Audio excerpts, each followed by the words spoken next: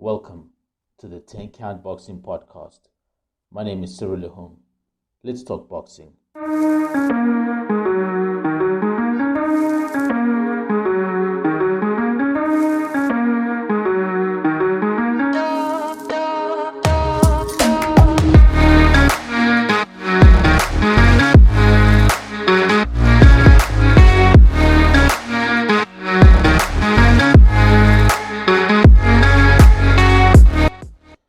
What a week it has been. Saturday night was all about the heavyweight division. We witnessed Alexander Povetkin get up from the canvas to deliver a stunning knockout of Dylan White. A picture-perfect uppercut saw Wyatt drop a few notches. I have to say, I was impressed, as I was expecting White to win and go on to get his WBC title shot. Well, not to be. We are now in a situation where there is no mandatory challenger for the green belt amongst the heavies. This means that if Tyson Fury beats Deontay Wilder again, which I think he will, then he will be available to fight Anthony Joshua for all the belts. Of course, this doesn't mean that Joshua will be available, as he might still have to face Kubrat Pulev for the IBF crown and Alexander Usyk for the WBO belt. Still, I hope we see all the heavyweight titles on the line next year. I'd love to have an undisputed champion. I think it's about time we have one. Another performance I enjoyed was Tim Tszyu's domination of Jeff Horn. I didn't expect that fight to be that one-sided, but respect to Tszyu. I hope this performance does not get people comparing him to his father, because as great as his father was, I would love to see the young Tim do great things in the sport and carve out his own path in a very tough 154-pound division. We already know all the talent in that division. It's really, really top-notch talent. Anyway, moving on, bringing it home. We received big news this week of MTK Africa signing their first female fighter in head of Wolmarans. I think that's big news, and hopefully we will see her career progress to bigger heights, and then maybe we could see more boxing people, managers and promoters, that is, giving more African female fighters opportunities as a result. I'm hopeful. Call me a positive person, but I'm an optimist. I hope women fighters get more opportunities to showcase their talents. Anyway, this week I decided to have a chat with SA Boxing Talk's Hayden Jones. We let Hayden give us his views. Instead of being the one asking the questions, I asked the questions. And I asked him what excites him most about boxing action coming up after the lockdown. Yeah, so basically, in a nutshell, it's the boxers just getting back. The boxers are training again. What excites me most about, boxing coming back is the boxers doing their job, getting in the ring and showing people what they've been working on during this time. Obviously, there's a couple of guys that maybe benefited from the whole lockdown and some guys that maybe didn't.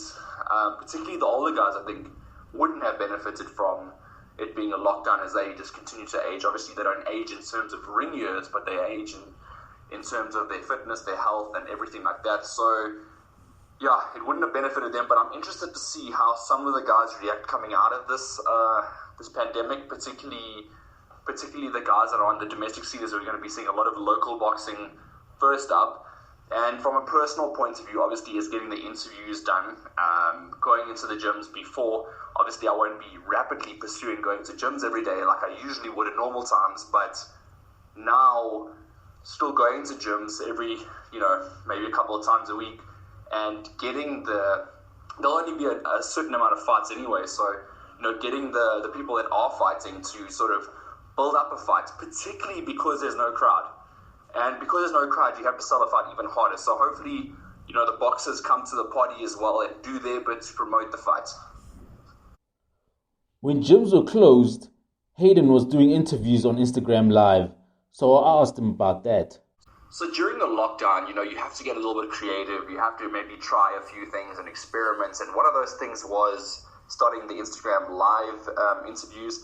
I feel as though being able to talk to boxers while not being able to be in their presence was was difficult. So how to get around that was obviously doing the Instagram lives, and what a better way to give back to sort of the the followers, the fans, so to speak, because they got to ask their questions too. So while I'm busy talking to someone can pop a question in, and if it's a good question, I'll throw it at the person I'm talking to, and I think that was obviously fun, but I prefer to have a more constructed environment when I go to the gyms, and obviously you get that feeling of it's fight time and so forth, but it was a more relaxed feeling.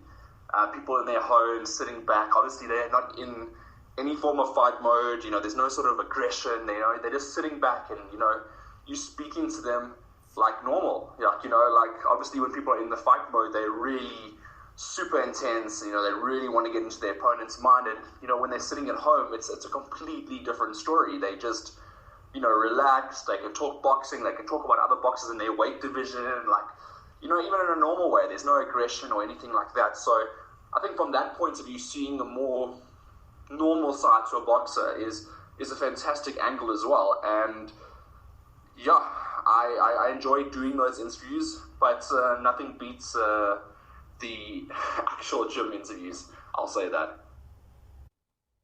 Now, I'm sure a lot of fans will know this. There are a number of South African fighters who are ranked amongst the major 4 sanctioning bodies, and they're all aging closer to world title shots. We've seen that, and they're coming closer, and that excites me.